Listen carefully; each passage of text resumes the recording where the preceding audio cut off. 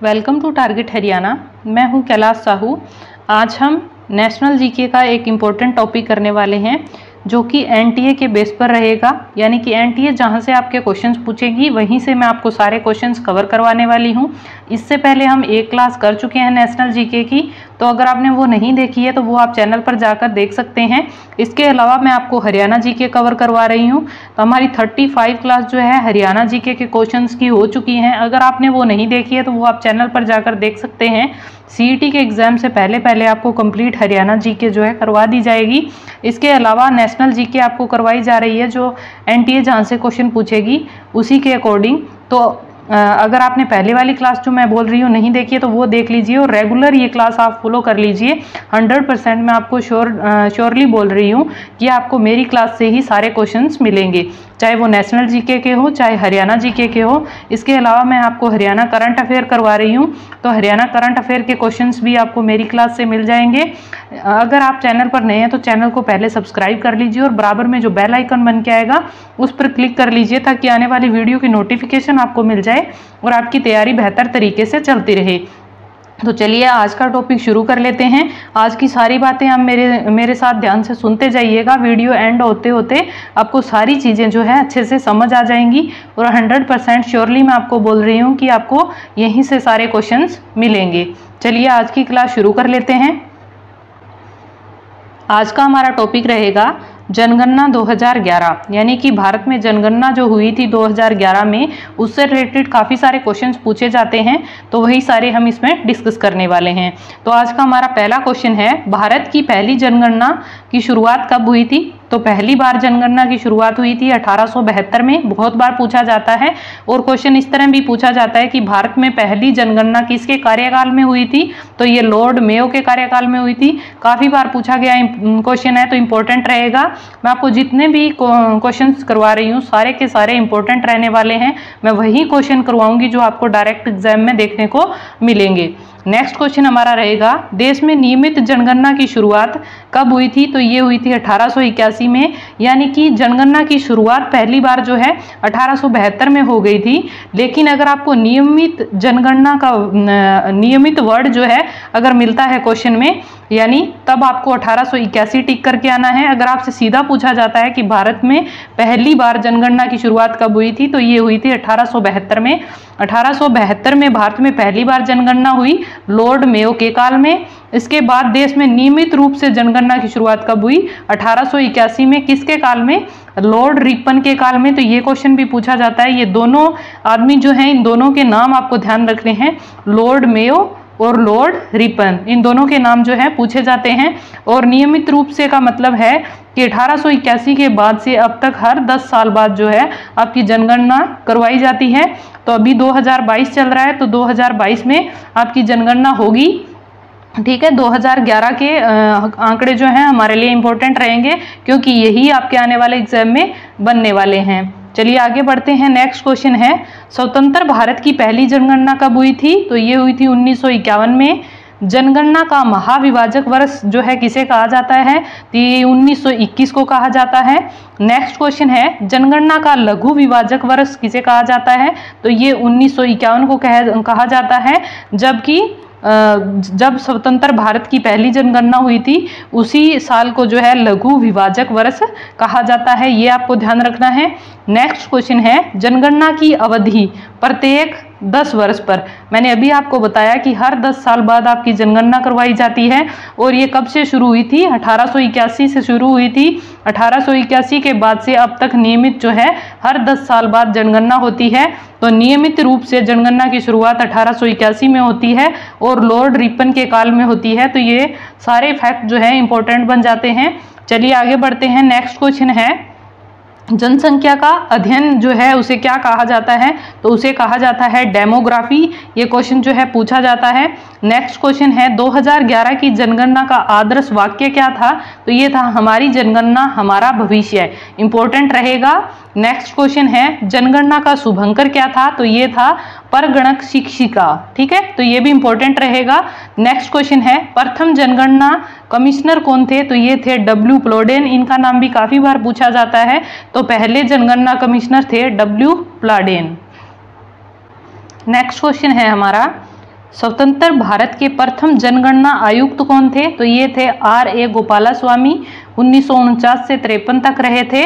अगर आपको सेशन अच्छा लग रहा है तो प्लीज़ वीडियो को लाइक ज़रूर कर दीजिए और अपने फ्रेंड्स के साथ शेयर कर दीजिए जो अच्छे से तैयारी कर रहे हैं, उनकी भी हेल्प हो जाएगी।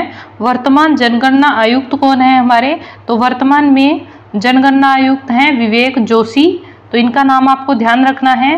नेक्स्ट क्वेश्चन रहेगा,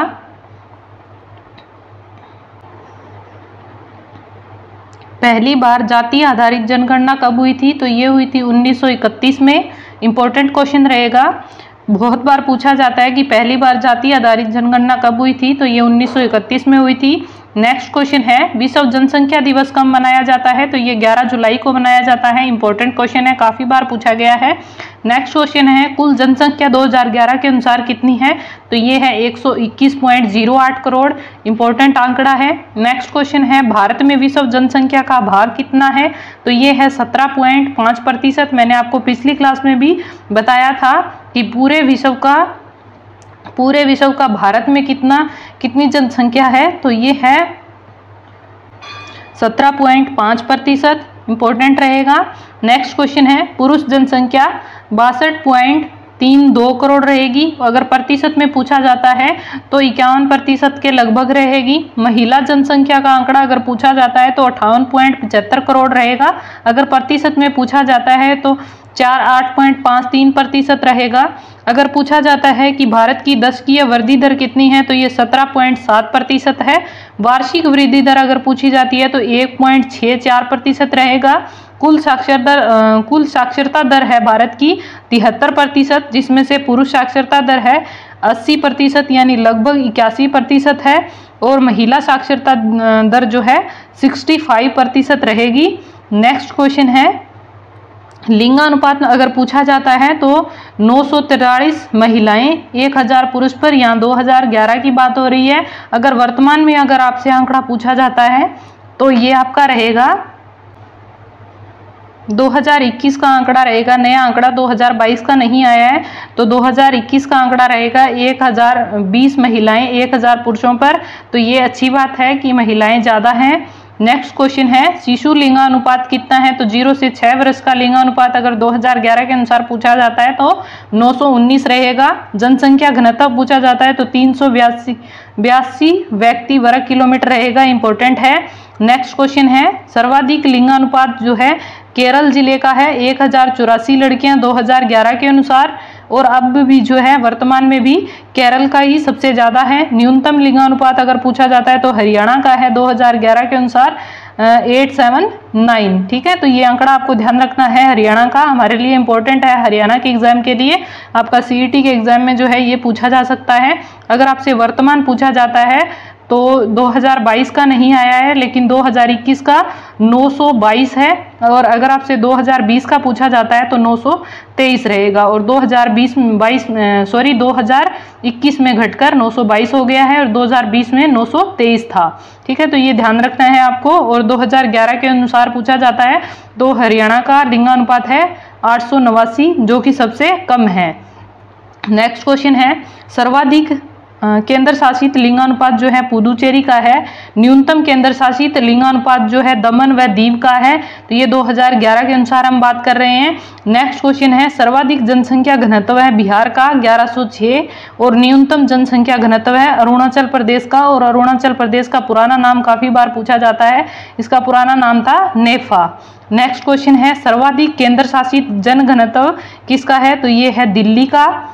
नेक्स्ट क्वेश्चन है, न्यूनतम केंद्र शासित जन घनत्व अगर पूछा जाए तो ये है अंडमान और निकोबार का। सर्वाधिक जनसंख्या जो है उत्तर प्रदेश की है 19.98 करोड़, और न्यूनतम जनसंख्या सिक्किम की है 6.11 लाख। नेक्स्ट क्वेश्चन है, सर्वाधिक केंद्र शासित जनसंख्या पूछी जाए तो दिल्ली की है, और न्यूनतम केंद्र शासित जनसंख्या पूछी जाए तो लक्षद्वीप की है। यानी कि सबसे ज़्यादा जनसंख्या अगर राज्य के हिसाब से पूछा जाए तो उत्तर प्रदेश में सबसे ज़्यादा जनसंख्या है। सबसे कम जनसंख्या वाला राज्य है सिक्किम। सबसे ज़्यादा जनसंख्या वाला केंद्र शासित प्रदेश पूछा जाए तो दिल्ली रहेगा, और सबसे कम जनसंख्या वाला केंद्र शासित प्रदेश रहेगा लक्षद्वीप। ठीक है, और लक्षद्वीप में जो है द्वीपों की संख्या 36 है, ये भी काफ़ी बार पूछा जाता है। नेक्स्ट क्वेश्चन है, एकमात्र राज्य जहां जनसंख्या घटी है तो ये है नागालैंड। और नेक्स्ट क्वेश्चन है सर्वाधिक साक्षरता वाला जिला, मैंने आपको बताया केरल है, 94% जो है यहाँ की साक्षरता दर है। न्यूनतम साक्षरता अगर देखें तो वो है बिहार की, सबसे कम साक्षरता वाला जिला है बिहार।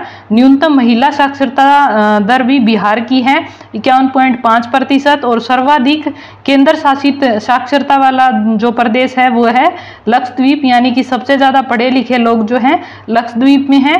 और सबसे कम साक्षरता दर जो है केंद्र शासित प्रदेश की है तो वो है दादर व नगर हवेली। और नेक्स्ट क्वेश्चन है अधिक जनसंख्या जिला जो है वो कौन से जिले की है अधिक जनसंख्या, तो वो है थाने की, जो कि महाराष्ट्र में पड़ता है। नेक्स्ट क्वेश्चन है कम जनसंख्या वाला जिला है दिबांग घाटी, जो अरुणाचल प्रदेश में है। नेक्स्ट क्वेश्चन है अधिक जिलों वाला राज्य है उत्तर प्रदेश। सबसे ज़्यादा जिले अगर पूछे जाएं तो कौन से राज्य में है, उत्तर प्रदेश में है 75 जिले। तो ये हमारा इंपॉर्टेंट सेशन था। आपको कैसा लगा कमेंट बॉक्स में ज़रूर बताएं। अगर आप चैनल पर नए हैं तो चैनल को सब्सक्राइब जरूर कर लें और बराबर में जो बेल आइकन बन के आएगा उस पर क्लिक कर लीजिए ताकि आने वाली वीडियो की नोटिफिकेशन आपको मिल जाए। और अगर आपको आज की क्लास अच्छी लगी तो प्लीज़ वीडियो को लाइक करना बिल्कुल ना भूलें। हम मिलेंगे नई अपडेट के साथ नेक्स्ट वीडियो में, तब तक के लिए टेक केयर।